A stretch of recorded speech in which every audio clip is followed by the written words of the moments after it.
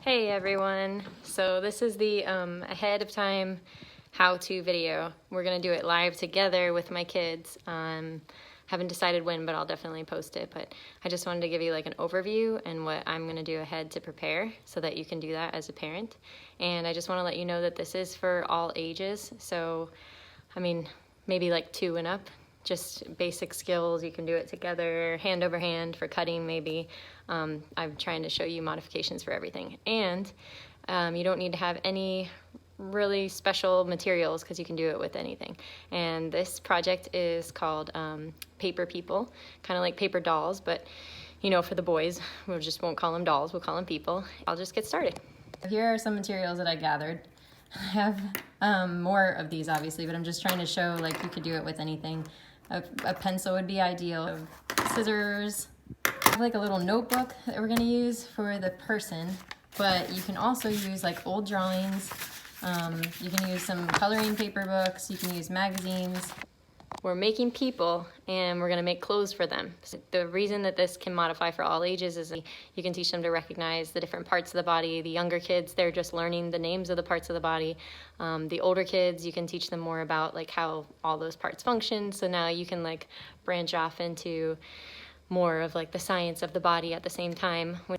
You might not have any drawing skills whatsoever, but you do know that a head, let's look at their head. Is their head a circle? Or is their head an oval? What kind of face shape do you have? Just observing their own body. They can look in the mirror. They can look at you. They can make you as a paper person. So a lot of freedom there. To break it out into shapes would be easiest. This is the shape for the head. Let's make the neck kind of a square. Let's make the shoulders and the body a rectangle. You can use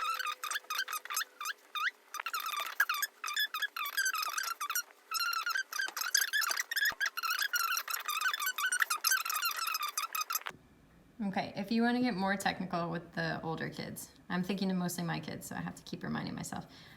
There are about 7 heads, 6.5-ish in the body, so they can measure. You take like the line on top and the bottom, which you can erase later if you have a pencil. If not, maybe just use your fingers in the first place here.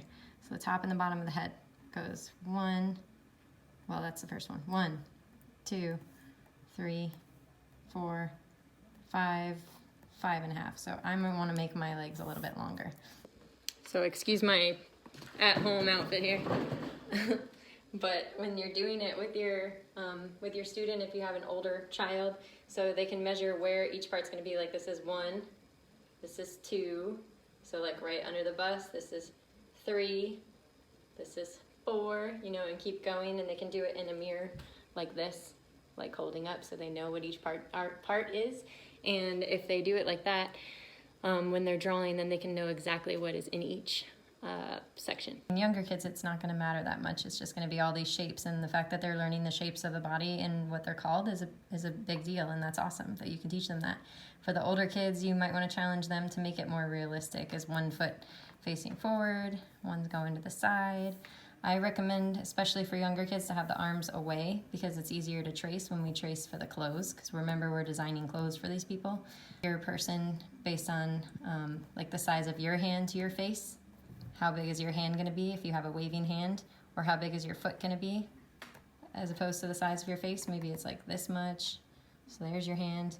So I hope you understand, but during live I can answer more questions about that stuff. Now the hands are shaped with a square palm. The thumb is coming out of the side of the hand, and there's 4 fingers.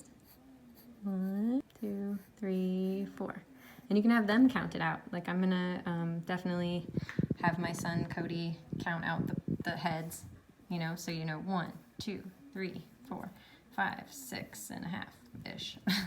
And then how many fingers are on the hand, 1 thumb, that kind of stuff. Now for the face, what they say is you make a line across the middle of the face, and that's where the eyes are gonna go. So eyes on each side. Have them look in the mirror, look at their eyes. Then there's eyebrows. Halfway between the eyes and the chin is where their nose is gonna sit. There's the bottom of their nose. have them look at their nose so that it looks like them. Halfway between the nose and the chin, there's the mouth. What's the shape of their mouth? Also, the corners of the mouth are lined up with the pupils. So if you have pupils showing, that's where the length of the mouth is going to be. Does not have to be perfect. This is just for fun, because the fun part is really designing the clothes, but you do want your person to have like kind of basic proportions.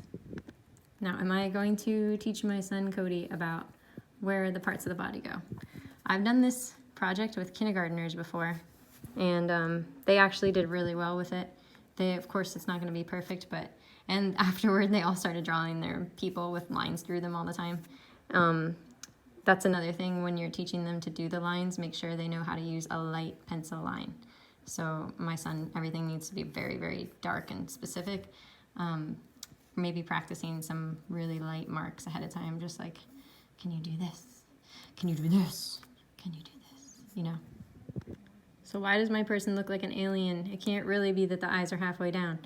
Well, you're forgetting that the hairline comes down over your head. So I'm gonna make my hairline, there's my part, comes down and goes behind my ears. The other side's gonna swoop across. Now suddenly it looks like a normal person, right? So here's the hair. I'm gonna draw different clothes and my hair would be covered up under my clothes. So hair's back there. Hair in a bun, put a little bun on top. There's the top knot that we're all wearing, I'm sure. Unless you are one of those people that's getting up and dressed and putting on makeup every day, which I think you are awesome. That's not happening over here. Eyelashes. So you can make it as specific as you want. You can go into, you know, the boobs, the private parts, that kind of thing, whatever you're comfortable with your kid.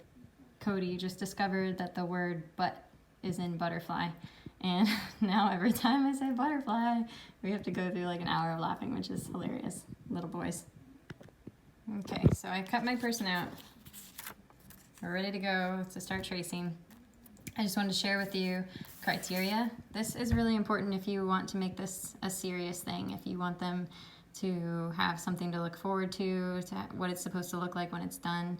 I put proportions and likeness because you can take just a couple of these and, you know, say proportions and likeness and creative, or you can use all of them. So I was thinking each one's worth 5 points. 5 times 5 is 25, right?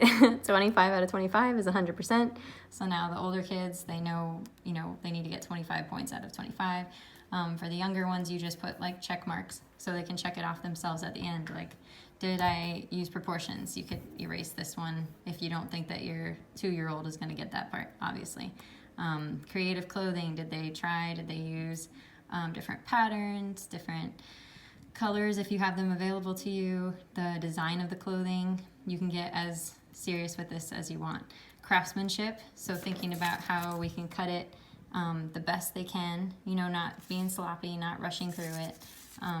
Little ones obviously are not going to be able to do that as well, so maybe you focus on the craftsmanship of how they trace their clothing, because you're going to find, especially with little ones, that tracing is their favorite part, so they're going to trace around that stuff.